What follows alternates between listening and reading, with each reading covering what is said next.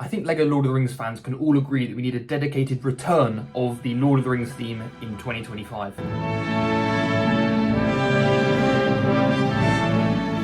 The theme first released in 2012 and it had many sets released over a 2-3 year period, and it ended in 2015 when the Tower of Orthanc retired, which was an incredible set. The Tower of Orthanc was the biggest Lord of the Rings set until the obvious re-emergence of the theme in 2023 when they released Rivendell, which was absolutely huge. However, the release of Rivendell was not under the Lord of the Rings theme title, it was actually an icon set.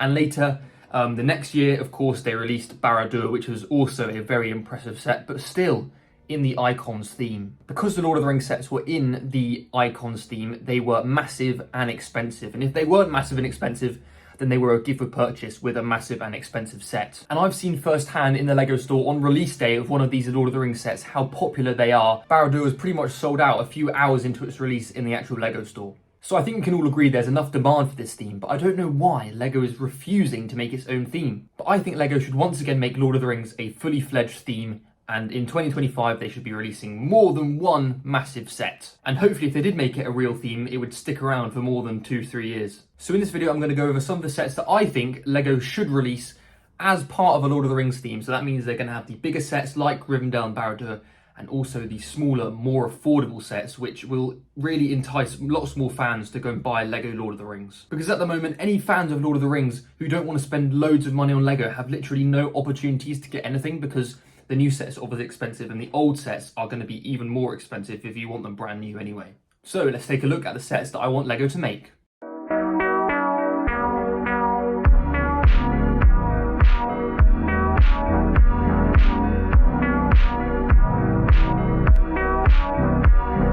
So first of all, when deciding how to do a whole wave of Lord of the Rings sets, I think we need to look back at how they did it in 2013 and 2012.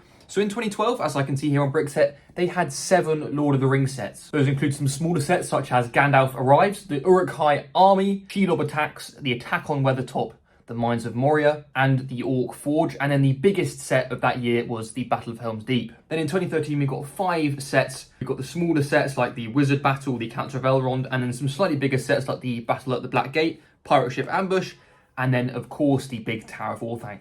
So with 7 sets in 2012 and 5 sets in 2013, that's some pretty small waves, although they were probably less than a normal wave because you also had to include the Hobbit sets, which were also releasing at the same sort of time. But I'm trying to imagine if Lord of the Rings was re-released as a theme in 2025. Looking back at data of a similar licensed theme, such as Harry Potter, they released around 16 sets in 1 year, which is 2024. But I think 15, 16 is quite a high number to get to, so I'm going to try and find 10 sets that LEGO could make in a Lord of the Rings theme, which needs to happen. So as a quick overview, I have about 3 smaller sets, 4 of the medium size, and then 3 pretty big ones. Starting off with the smallest set. And when I'm talking small, I'm thinking around the 15 to 20 pound mark.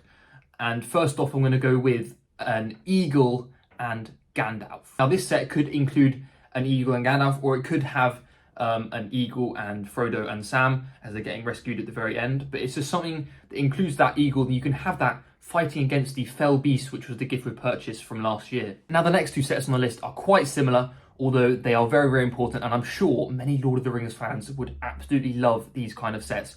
So first up, we have an Orc / Uruk-hai battle pack. Now ideally this would be a no more than £20, and it would have maybe 2 of the Mordor orcs and 2 Uruk-hai with full armor and swords, shields, everything, and then maybe some sort of vehicle like a battle machine. A nice, not too expensive set which includes at least 4 orc or Uruk-hai to really strengthen up your army. And then of course, to go against that, we're going to have a Soldiers of Gondor battle pack. Now this would be awesome. Loads of people want that Aragorn minifigure from the 2013 Black Gate, just because it's got the armor of the Gondor armies. And I think that's a very, very important thing that people would want to have. I'm sure if you want to try and create that final battle from Return of the King, you want as many Soldiers of Gondor as possible. So this would be an incredible set for LEGO to make. The next set is something that's kind of been made before, but I think it's very much necessary. It will be a brand new Treebeard, because as you may know, the Treebeard did appear in the Tower of Orthanc set, although I think this set should be a more detailed Treebeard and possibly a bit bigger, as this is in the medium price category, and you'd have sufficient space to put your Merry and Pippin minifigures on that Treebeard. What could be quite cool is if this set was around £40, you could have Treebeard with Merry and Pippin and maybe one or two other Ents, and this price could go up. You could have multiple Ents in this one set, and you may also want to include a few Orcs or maybe Uruk-hai to battle as they attack the Tower of Orthanc. Another set that I think is very much necessary in this medium price range is Bilbo's 11th birthday party, which is one of the first scenes from Lord of the Rings film, and it's something that LEGO have not done before. You'd want to include Gandalf with his fireworks, of course, and obviously Bilbo, Frodo, and quite a few other hobbits.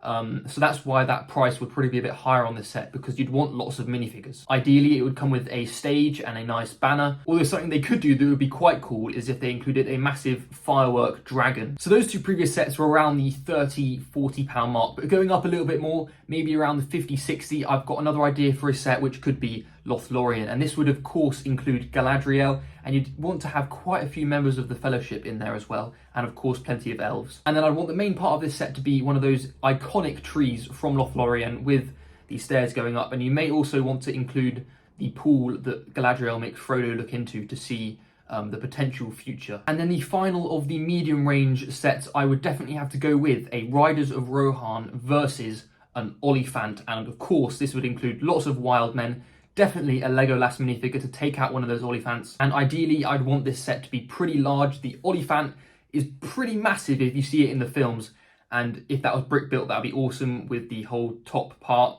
where all the wild men are. And this set could also potentially include an Éowyn with her armor, and if LEGO really wanted to be ambitious, it could come with a Witch King as well, and also a Fell Beast, but that might be a bit too much. But definitely one of those very impressive Oliphants and lots of Riders of Rohan. So although it would be a bit more expensive, it definitely could potentially be an army builder if people wanted to get multiple of this set to recreate the big battle in The Return of the King. Now the next set, I've got it in the expensive category, and this could potentially fit in the medium as well, or it could be very expensive, but this set is Gandalf versus the Balrog. So LEGO could make this set really quite cheap by just having the Balrog build, Gandalf and the destroyed bridge, and then nothing else pretty much.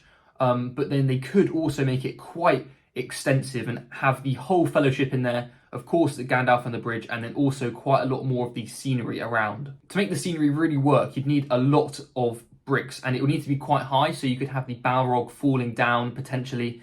It could be awesome, although it could end up just being a massive grey slab. But Gandalf versus the Balrog is of course a very iconic scene, and it is something that could be made such as Star Wars do as a diorama. Although a problem that I have with the diorama sets in Star Wars particularly is that they do get quite expensive just because the amount of bricks that are used to actually build up the whole scenery. So I'm not sure what price category I'd want to put this set in, but definitely it's something that needs to be made because we Lord of the Rings fans want a Balrog. Now on to the two expensive sets. So these sets would ideally be the similar scale and price to Rivendell and Barad-dûr. So pretty massive, because to recreate these things, you'd need it to be a pretty big set. So first up, I would go with Edoras, which is the capital of Rohan, a very iconic structure, and it's on this really impressive hill with, of course, the Golden Hall at the top. Potentially, LEGO could make this set just as the Golden Hall and maybe a few sections of wall, because making a whole city is quite hard to do, although it would look very impressive. And there's lots of minifigures that you could potentially include in this set, such as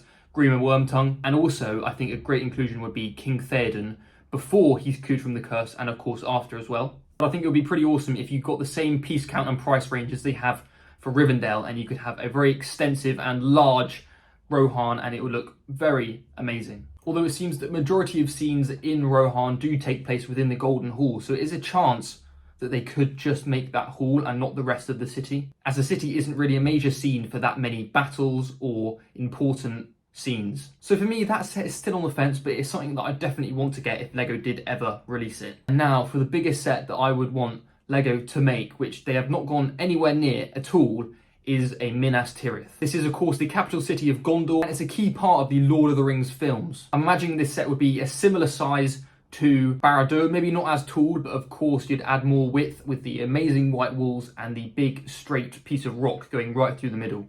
I think one problem would be trying to match the true size of this whole city, and that's probably a reason why LEGO have never done it, because it's just so massive, and trying to match it with minifigures would be quite difficult. So there's always the potential they could make things like Edoras or Minas Tirith in a smaller midi scale. However, I think it would be an absolute dream if they made it a massive city. This would of course include minifigures we've never seen before, such as Denethor or Faramir, and if this set did exist, then they'll definitely need to make a Soldiers of Gondor battle pack, as previously mentioned, to go with it. So within this wave, along with Minas Tirith, the Oliphant versus Riders of Rohan, and those battle packs, you could make a pretty impressive battle. So the main reason I made this video is I really want LEGO to start making some smaller and more affordable Lord of the Rings sets, because I really love Lord of the Rings and I think it should become its own theme, and it's unlikely that within the Icons theme that they'll ever make smaller sets for it. And it is true that trying to make massive structures like Minas Tirith is really quite hard to do. For example, with Rivendell, they didn't make the whole of Rivendell, they just made the important parts,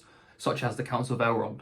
And with Minas Tirith, as the whole structure is incredibly important and makes it recognisable, I think it would be quite hard to do as a massive set, unless it was priced at like £2,000. This is where, particularly with Edoras in Rohan, they could just make the Golden Hall as a set, and that would be very impressive, and also the set wouldn't have to be as massive as the whole city. So anyway, that's just some of my brief ideas of what I think LEGO should be doing as a Lord of the Rings theme in 2025, or maybe 2026. I don't know if we're ever going to get it, but I think that's what LEGO should be doing. And of course, as LEGO made the other sets back in 2012, 2013, they could always remake those sets, as there are so many people who don't have them and can never think of getting them just because of how expensive they are now. So I'd like you guys to put your thoughts down in the comments at what LEGO Lord of the Rings sets you would want to see, and if you agree with any of my predictions for sets that LEGO should really be making in the future. So if you enjoyed this video, make sure you subscribe for some more LEGO Lord of the Rings content, and of course, all of the other content on all the other themes that I enjoy. Thank you for watching. Very cool.